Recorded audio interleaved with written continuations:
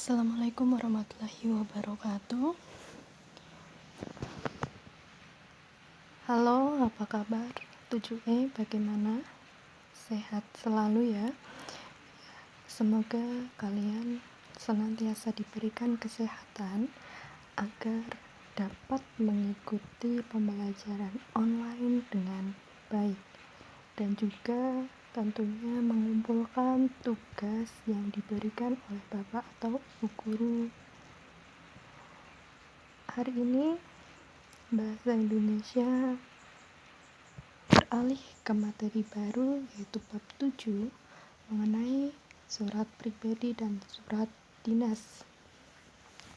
Judul subbab kita kali ini yaitu berkorespondensi dengan surat pribadi dan surat dinas. Jadi materi kita hari ini berhubungan dengan surat pribadi dan juga surat dinas. Nah, kompetensi dasar yang kita pelajari adalah KD 3.13 yang berbunyi mengidentifikasi informasi, kabar, permintaan, dan atau permohonan dari surat pribadi dan dinas yang dibaca dan didengar. Lalu, tujuan pembelajaran yang akan dicapai hari ini apa? Nah, setelah menyimak materi ini, siswa dapat mengidentifikasi perbedaan surat pribadi dan surat dinas.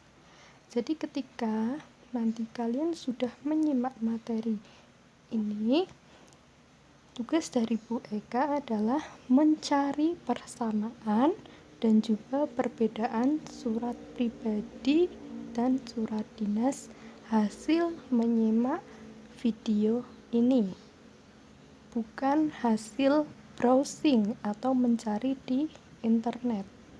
Jadi kalian harus benar-benar menyimak apa yang Bu Eka sampaikan, kemudian kalian temukan persamaan dan perbedaannya. Ya. Baik, kita mulai materinya. Diawali dengan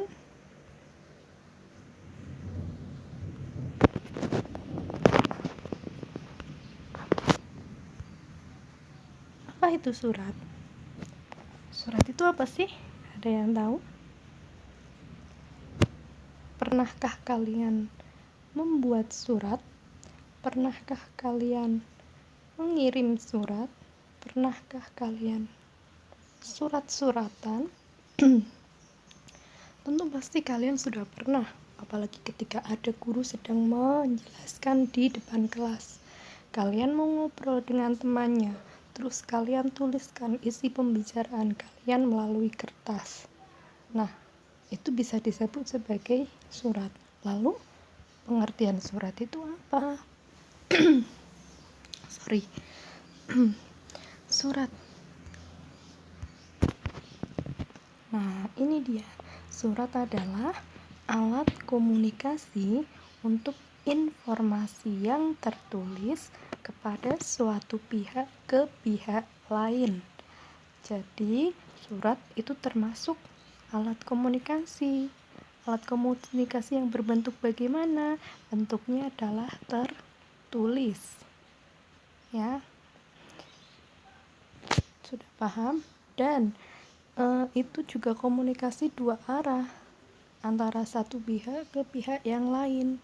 Tidak bisa kalian menulis surat untuk kalian sendiri, itu bukan surat namanya, tetapi diary atau curhatan. Beda.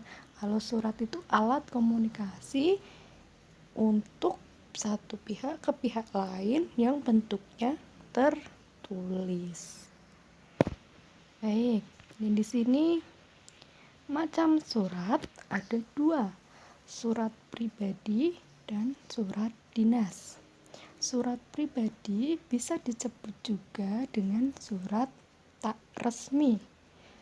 Yang surat dinas biasa disebut juga dengan surat resmi. Diingat-ingat ya, jadi surat itu macamnya ada dua, pribadi dan surat dinas. Kita masuk ke penjelasan materi berikut ini. Nah, ada dua contoh. Kalian cermati. Yang pertama, sebelah kiri. itu surat untuk Rina, dan sebelah kanan surat dari sekolah SMA Cendana. Kira-kira mana yang menurutmu surat pribadi dan mana yang termasuk surat dinas?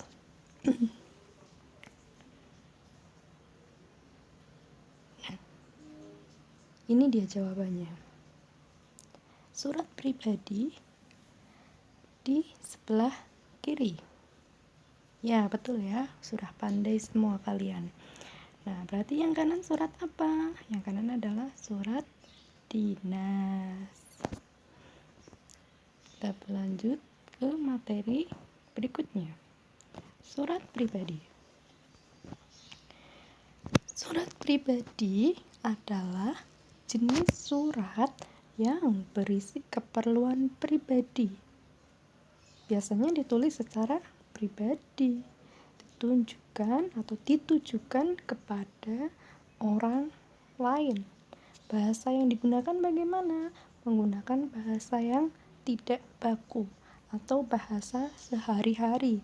Boleh misal kalian dari Jawa Barat, ketika kalian akan mengirimkan surat ke sesama teman di Jawa Barat, boleh kalian menggunakan bahasa Sunda.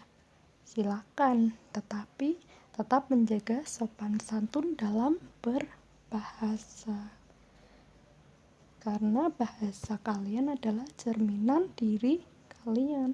Ketika kalian sopan dan santun dalam berbahasa, berarti itu mencerminkan bahwa kalian orang yang berbudi pekerti luhur, memiliki sopan santun yang baik. Jadi di sini bahasa yang digunakan tidak baku. Bahasa tidak baku itu apa sih, Bu? Bahasa yang tidak baku itu bahasa yang tidak resmi, yang tidak ada di KBBI. Kalau kata-kata yang ada di KBBI itu namanya bahasa baku. Nah, di sini berarti surat pribadi boleh menggunakan bahasa Jawa, Bu? Boleh, asal yang dikirim surat itu juga paham bahasa yang kalian gunakan. Tidak bisa ketika kalian menuliskan surat berbahasa Jawa tetapi untuk teman kalian yang ada di Jawa Barat yang notabene tidak paham bahasa Jawa Tengah. Kan kalau di Jawa Barat itu menggunakan bahasa Sunda.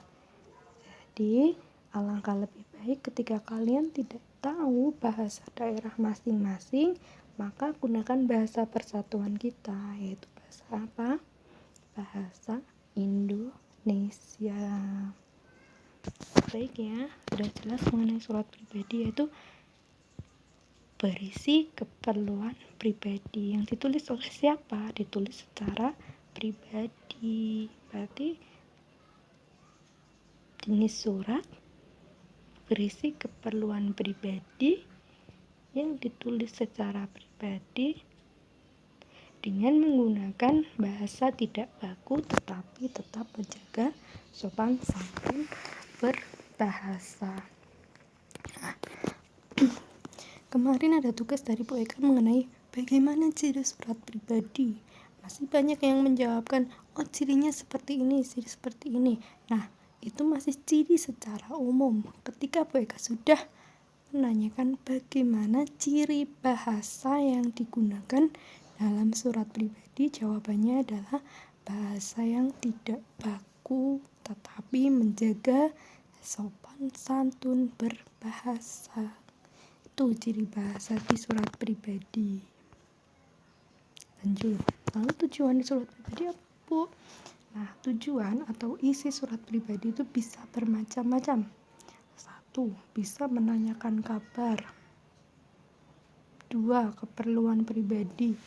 Menanyakan kabar teman kamu yang jauh di sana, sekolah di sana. Kamu ingin menanyakan kabarnya.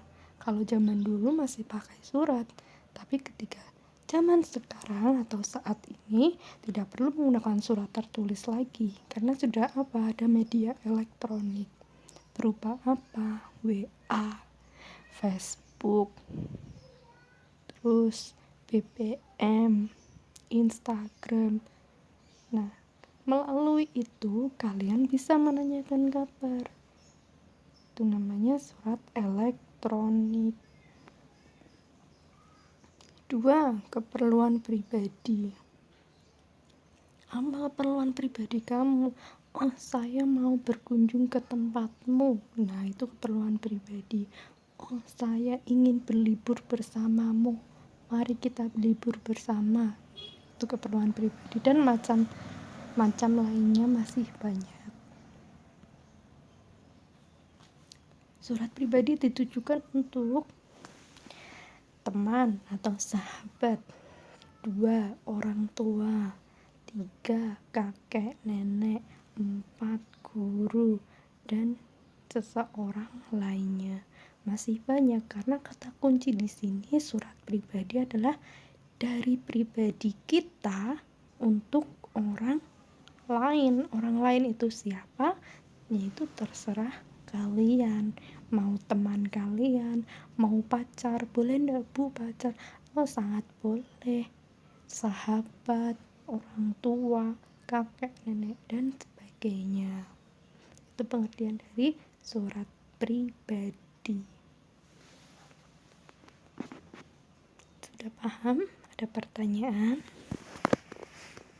Tidak ya, kita lanjut materi mengenai, nah ini sebelumnya unsur-unsur surat pribadi.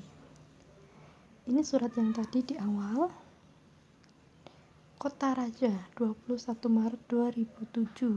Nah, perhatikan unsur-unsur surat pribadi. Ada 8 unsur. 1. Ini merupakan unsur tanggal surat. Jadi ketika surat pribadi, kamu mau menuliskan surat, misalnya tempat di Bandung, kamu menulisnya, berarti tuliskan Bandung, tanggal pembuatan kamu membuat surat tanggal berapa. Kalau hari ini tanggal 19, ya tuliskan 19 Maret 2020.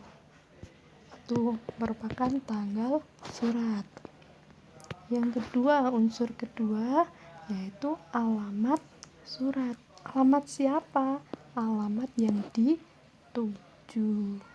Di sini alamat yang dituju adalah sahabatku Rina Damanyanti di Kota Raja. Berarti ini masih satu kota ya, Kota Raja, dan Rina juga di Kota Raja. Nah, ini alamat yang dituju. Yang kedua unsurnya bernama alamat surat. Setelah itu masuk ke unsur yang ketiga, yaitu salam pembuka. Salam pembukanya di sini salam persahabatan. Boleh nggak Bu misalnya salam kangen? Boleh. Assalamualaikum? Boleh. Terus salam rindu untukmu selalu? Boleh. Jadi di sini salam pembuka bebas seragamnya. Ya. Lanjut ke unsur yang keempat, yaitu kalimat pembuka. Biasanya dibuka dengan apa? Biasanya dibuka dengan menanyakan kabar terlebih dahulu. Hai, apa kabar? Bagaimana keadaanmu? Sehat dan bahagia bukan? Nah, ini kalimat pembuka. Sampai di mana? Sampai di gemuk. Ini satu paragraf, ini masih termasuk ke kalimat pembuka, atau bisa disebut juga dengan paragraf pembuka. Apakah kamu masih menanam bunga mawar? Aku ingin sekali bertemu kamu, Lorin. Kamu pasti tambah cantik ya, atau mungkin tambah gemuk. Ini adalah kalimat pembuka. Bisa di sini sebagai kalian menanyakan kabar, berbahasa basi terlebih dahulu. Nah, di sini di kalimat pembuka. Kemudian masuk ke unsur yang kelima adalah isi. Di sini isinya tentang apa coba? Ayo dianalisis. Rina, sahabatku yang baik, sejak kita berpisah banyak hal yang terjadi di sini. Kota kita memang berkembang sangat pesat. Gedung yang dulu menjadi tempat pentas dan latihan drama itu sudah rata dengan tanah. Kini sudah muncul bangunan super mewah. Sayang, tempat itu hanya untuk belanja. Rasanya tak mungkin untuk berkesenian, apalagi untuk pentas drama. Nah, di sini isinya apa coba? Iya, di sini isinya menyampaikan mengenai bahwa kotanya sekarang gedung yang dulu tempat pentas dan latihan drama bersama sudah rata dengan tanah. Tapi bangunannya itu hanya untuk belanja. Berarti apa? Bangunan super mewah untuk belanja. Kira-kira apa? Mall. Nah, berarti di Kota Raja yang dulu sebagai tempat pentas dan latihan drama kini berubah menjadi mall. Ya.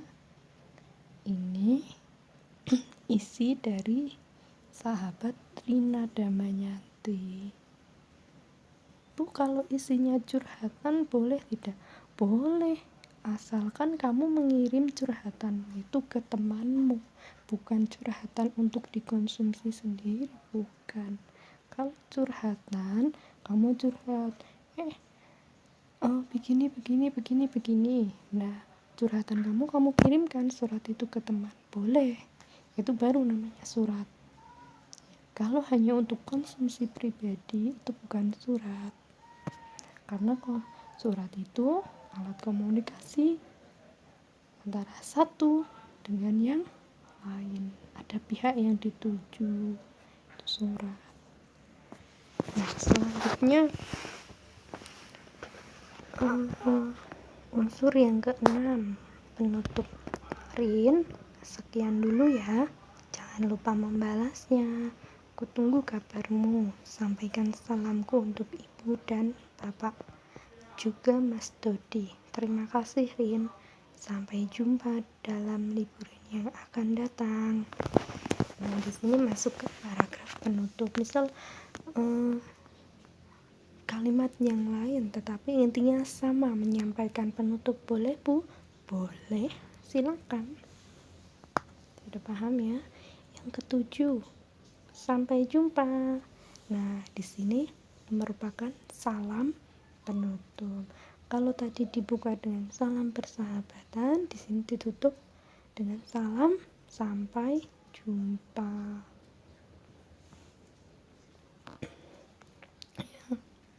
Yang terakhir, sahabatmu. Nah, di sini adalah nama pengirim atau bisa juga disertai dengan tanda tangan. Tapi sayangnya di sini sahabatmu tidak ada nama terang. Jadi kita tidak tahu siapa sahabat Rina Damayanti itu namanya siapa, kan kita belum tahu. Nah, di sini harusnya diberi nama pengirim, nama terang. Misal sahabatmu Dino Aldiansah. Nah, itu baru bagus. Sudah paham ya mengenai surat pribadi. Kita beranjak ke materi surat dinas. Kalau tadi surat pribadi ditulis oleh pribadi untuk orang lain, kalau surat dinas untuk siapa? Nah, surat dinas surat resmi yang dibuat oleh instansi atau sebuah lembaga untuk keperluan kedinasan dengan bahasa resmi atau baku. Di sini sudah ada perbedaan tadi di surat pribadi. Kalau surat pribadi itu dibuat oleh pribadi, tetapi kalau surat dinas dibuat oleh instansi atau lembaga. Misal SMP Al-Fadlu akan mengadakan lomba baca puisi. Nah, sekolah-sekolah yang diundang diantaranya SMP NU 2 Merangsong, SMP 1 Merangsong, SD 1 Negeri Sidoarjo, SD ini dan lainnya. Nah, Dari situ, karena SMP Al-Fadlu akan mengadakan lomba segala jenis jenjang pendidikan, maka yang dikirim adalah ke sekolah-sekolah. Jadi di sini yang mengirimkan surat resmi, yang membuat itu instansi atau lembaga, bukan pribadi. Perbedaannya yang pertama itu tadi. Terus tujuan surat dinas dibuat apa sih, untuk apa? Nah, untuk keperluan instansi apa saja, bisa saja undangan rapat, perizinan, minta izin untuk meminjam ruangan, minta izin tidak masuk, minta izin cuti, dan lain-lain. Itu termasuk surat dinas. Terus penugasan apa, Bu? Di sini semisal guru mapel bahasa Indonesia mendapat tugas dari kepala sekolah untuk menghadiri bimbingan teknis penyusunan soal di SMP PGRI. Nah, dari pihak TU membuatkan surat dan diberikan kepada Bu Eka, yang nanti akan diteruskan ke pejabat yang berwenang di SMP PGRI. Itu surat dinas, karena yang membuat adalah instansi atau lembaga. Lembaga apa yang barusan Eka contohkan, yaitu instansi SMP Al-Fadlu. Masih banyak lagi tujuan dari surat dinas. Yang selanjutnya, surat dinas ditujukan untuk siapa? 1. Instansi 1 ke instansi lain. Seperti tadi contohnya, misal instansi kita SMP Al-Fadlu ke instansi lain, bisa ke SMP NU 2 Brangsong. Nah, itu adalah instansi lain. Terus instansi keperorangan, berarti bisa saja SMP Al-Fadlu mengirimkan surat undangan rapat ke orang tua kalian. Nah, itu adalah instansi keperorangan. Paham ya?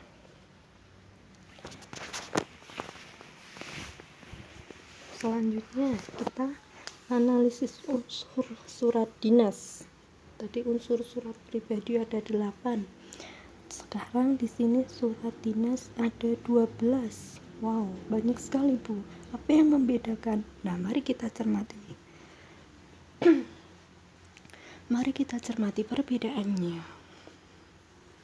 Yang pertama, dari pemerintah daerah khusus Ibu Kota Jakarta, Dinas Pendidikan, Sekolah Menengah Atas Cendana, sampai ke telepon faksimil, itu namanya kop surat. Tadi di surat pribadi langsung diawali dengan tanggal surat tanpa kop surat. Sedangkan di surat dinas yang pertama adalah kop surat. Ya, perbedaannya di sini. Surat pribadi tidak ada kop surat, surat dinas terdapat kop surat. Yang kedua ada tanggal surat. 3 ada nomor surat. Nomor surat ini 0425. Nah, itu adalah nomor surat itu dibuat. Terus 77 apa? 234 apa? Intinya di nomor ini adalah nomor di pembuatan surat. Biasanya itu nomor yang pertama adalah pembuatan surat atau surat keluar, terus garis miring bulan pembuatan surat itu. Misal di sini bulan Juni, berarti Romawi Juni itu apa? 6. Tulis Romawi 6. Kemudian garis miring 2000 berapa merupakan tahun. Biasanya seperti itu untuk penulisan nomor surat, menunjukkan identitas nomor surat itu keluar bulan apa dan tahun berapa. Sepertinya di sini suratnya masih belum sesuai penulisan yang baik dan benar. Nah, lam di sini adalah apa? Lampiran. Ada lampiran berkas-berkas yang ingin kalian lampirkan di surat? Tidak. Kalau tidak ada di strip. Misalkan ada kalian mengirimkan misal surat lomba yang mengikuti lomba matematika. Nah, di situ dilampirkan nama-namanya 1, 2, 3, 4, 5. Lalu ada 5 anak yang mengikuti lomba. Nah, itu nanti dilampirkan. Berarti lampirannya berapa berkas? 1 berkas. Biasanya dilampirkan ditulis seperti itu. Berapa berkas yang kamu cantumkan di belakang surat? Kalau ada 2 berkas, 2 lembar, tulis 2 lembar, 3 lembar, dan seterusnya. Perihal. Nah, perihal di sini apa sih yang ingin disampaikan di surat ini? Tentang apa? Oh, tentang rapat wali murid. Oh, tentang undangan. Berarti halnya ditulis di sini, rapat wali murid. Bisa juga dengan undangan, seperti itu bisa. Yang ke-6, alamat surat. Alamat yang dituju di sini kepada Bapak, Ibu, orang tua wali siswa kelas 10 di tempat. Nah, ini alamat surat. Assalamualaikum warahmatullahi wabarakatuh. Itu merupakan salam pembuka. Isinya yang mana, Bu? Sampai mana? Kok tidak ada kalimat pembuka? Kok langsung isi? Nah, dengan ini kepala mengundang ini sampai tempat aula cendana, itu merupakan isi. Kalau di surat dinas, salam pembuka terus langsung isi. Ya. Tadi kalau di surat pribadi bagaimana? Di surat dinas bagaimana? Inilah jawabannya. Terus setelah isi adalah penutup. Setelah penutup, Wassalamualaikum, itu namanya salam penutup. Kemudian kepala SMA Cendana itu adalah jabatannya.